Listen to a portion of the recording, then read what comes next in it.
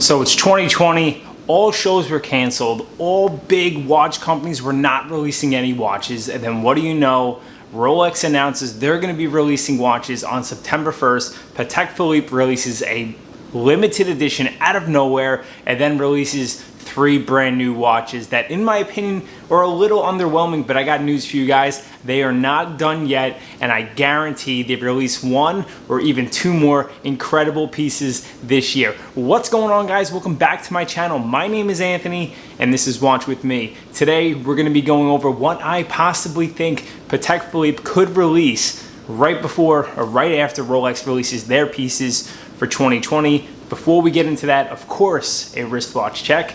And today I am wearing my Rolex Submariner. You know what?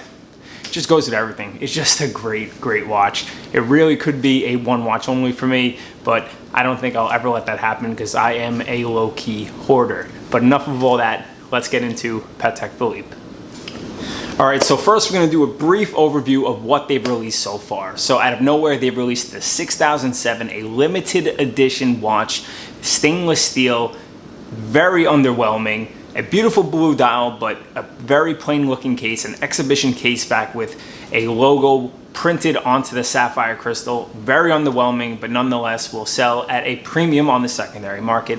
Let's not second guess that. Then Patek Philippe releases a few weeks later 3 new watches. In my opinion, a bit underwhelming. They've released the 5370p, a platinum split-second chronograph, which I absolutely love. And when they've originally released this watch with a black dial, it is a home run. Now, this watch is $250,000, so let's face it, I'm never ever gonna own this watch. But then they released it in a blue dial. As we know, blue really is one of the it colors in the industry. It's extremely sought after from Patek Philippe, from Rolex, from Audemars Piguet, and other brands. But you know what? This watch is really going to only appeal to 1% of the watch collecting community. Nonetheless, a bit underwhelming. Then they've released a 5270J. Now, I love the 5270. Obviously, people are going to always compare this watch to the 5970. But you know what? It's a beautiful watch. It is a grand complication. It is a perpetual calendar with chronograph. But something about a yellow gold dial, in my opinion, it's boring. Yes, yellow gold is very classic, especially from a brand like Patek Philippe, but you know what? Underwhelming to say the least. The 5270p with the salmon dial is where it's at, and you know what? If I'm gonna spend that kind of money, that's the one I would go for. And then last but not least, they released an application piece, the 5303R. Now this is a minute repeater tourbillon skeletonized dial. This is an unbelievable piece. This is the same watch they released in a limited edition of 12 pieces for Singapore, but you know what? Now they're releasing it worldwide, but let's face it, this watch really is out of the realm for most people. It has beautiful detailing on the case of this watch. The movement is an art piece of itself, and the dial, let's face it, is the movement. Now, I love this watch, but as special as it is, there's something about releasing a watch that's over $1 million that is just boring. You know what? For guys like you and I, or girls, you know what? We're never going to be able to get that watch. And although it's fun to dream about it, it's boring. But I'm here to say, I know Patek Philippe has many other watches they were going to release this year. And there is no way they're only releasing these 3 watches.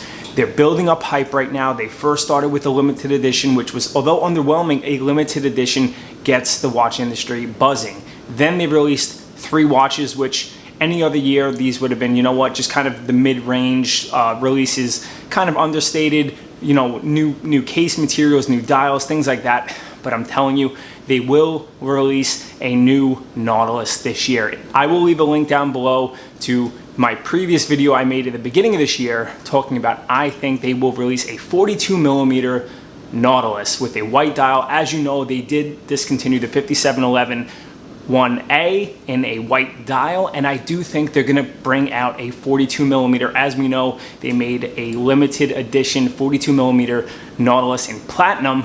I think they're gonna come out with this watch in a white gold or a stainless steel model, and I think we're gonna see it this year. I also think we could possibly see a 5712R with a gold bracelet.